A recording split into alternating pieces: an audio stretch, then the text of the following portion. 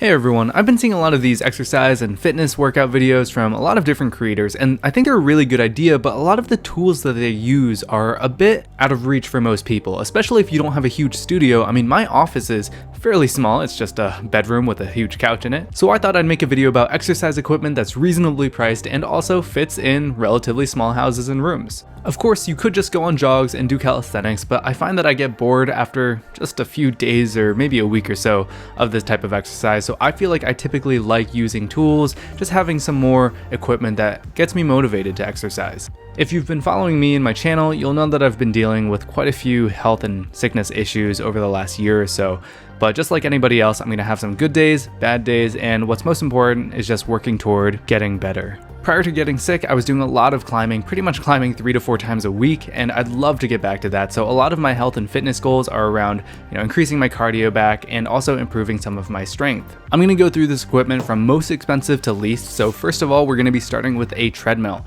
Now, treadmills are typically very large and bulky and just difficult to find space for in the house, but this one is actually fairly easy to store and it doesn't take up too much space. It also only took me about 30 minutes to put the treadmill together, as well as start getting it set up through the app. The app is pretty interesting in that you can connect it through Bluetooth and Wi-Fi to your phone, and you can see a lot of the data output because the screen on the treadmill itself is kind of limited. One big critique that I do have about the app though is a lot of its UI elements and text are just way too small. You get this really cool Peloton-esque experience where you can have 3D maps and you can have 2D maps, but a lot of the information, when it's just held on with your phone on this little adhesive that comes on the treadmill, it's really hard to see any of the details while you're running because you're moving up and down and the text is just really tiny. As you can see, the treadmill actually just fits into my closet, which is amazing because I can just fold it up really easily. It's just 2 screws to lock it in place and either put it in or outside of my closet and start getting moving on the treadmill within about 30 seconds. The quality of the treadmill itself is pretty good, but it's definitely not as good as some of those much more expensive, much larger treadmills that are a lot sturdier overall.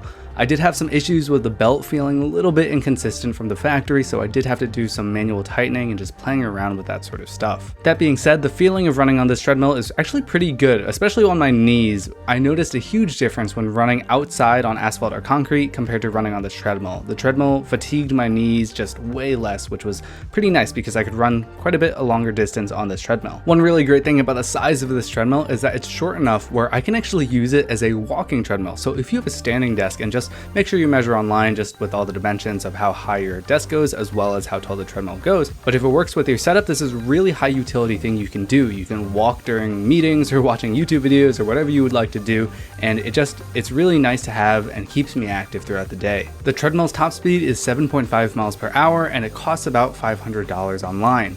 Up next, we have an even cheaper way to get your cardio in, and that is with a spin bike. I've been seeing so many people go out and buy these Peloton spin bikes where it's just pretty insane to me that people are spending thousands of dollars for something that you can buy for just around $200. And if you want a screen on your bike, just mount a screen on your bike. It's a bike, so there are a lot of accessories where you can just use to mount either an iPad or an iPhone on your bike and get the same or very similar experience as a Peloton, just without spending thousands of dollars. There are tons of free videos online that will guide you through a good spin workout, or you can just use this as a free spin bike and spend time watching videos similarly to the standing desk situation that I had. The spin bike that I've listed the link to in the description down below uses friction for tension, so it's not going to be the most luxurious spin bike, but I've been using it for over a year and it's been flawless every single time. I also got 2 accessories that greatly improved my experience with this bike. One of them is a phone mount and the other is a seat cushion. The default seat cushion was extremely hard and uncomfortable, so I got this one and it is way better. And then that phone mount is just so I can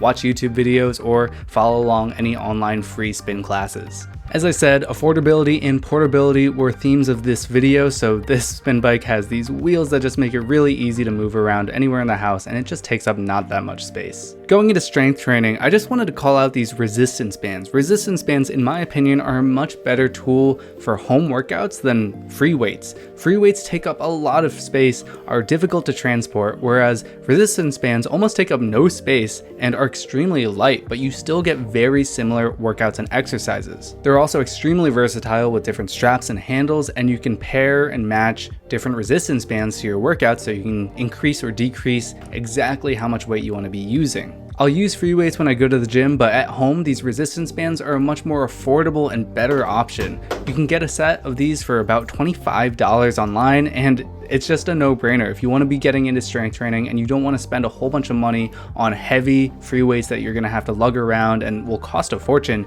just get resistance bands. Another cheap and easy way to do strength training is a pull-up bar. This pull-up bar hardly requires any attachment. You just put on some white pads to make sure you don't scuff up your doors too much, but then you can put it on the door frame and get right to work. I put this pull-up bar in my closet doorway because it's just one of those doors that I always have open, and it takes up pretty much no space in my house and is super convenient to just get some pull-ups in. I like this style because there are 3 different grips you can use, and if you can't do a pull-up, you can actually combine this with those resistance bands and use those resistance bands as a way to help you do your pull-up. This pull-up bar only costs $23 on Amazon, and it is a great tool to add to your home gym repertoire.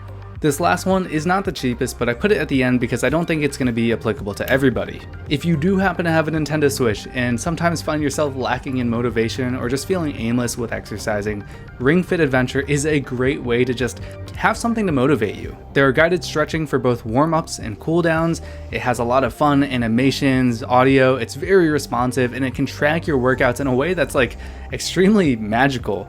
It really kind of gets your motions with just having the Joy-Con on your left leg and having one in the ring. There's a story if that keeps you interested, but I really think the best part of it is it's a fun guided workout that can go anywhere from 10 minutes to 30 minutes depending on how long you want to work out. And it keeps things interesting by splitting up the cardio with these workout battles where you do things like squats and core and arm exercises, and to be honest, they're actually pretty intense. If you set the difficulty high, even when I was in good shape doing these a year and a half ago, I was extremely sore the next day if I did 25 minutes of Ring Fit Adventure on a moderate to high difficulty. You do need to have a Nintendo Switch, and Ring Fit Adventure is one of the more expensive Switch games, but if you like video games and you need help getting motivated, I actually do think Ring Fit Adventure is both a good workout, very fun, and could be a way to just keep you on a workout schedule without feeling too intimidated by not knowing how to use any other workout equipment or feeling like you need someone to guide you and keep you motivated. I hope this video was helpful in just putting together some lower cost alternatives to some really expensive workout equipment that exists out there. All of this stuff is on the lower end of the price scales for their respective functions. So the treadmill, treadmills can be many thousands of dollars. This one is in the few $100s range. And bands, instead of spending a lot on weights, just get bands instead, and they're way easier to deal with. Portability and storability were also big things I kept in mind because most of us don't want to dedicate an entire room to our workout studio if we don't have the space. So these are things that can fold up, be pushed into corners pretty easily, and everything is going to be linked in the description down below if you are also interested in kicking off your home fitness journey. Your progress isn't always going to be obvious, but what's important is to just do what you can. Thank you so much for watching, and I'll see you again next time.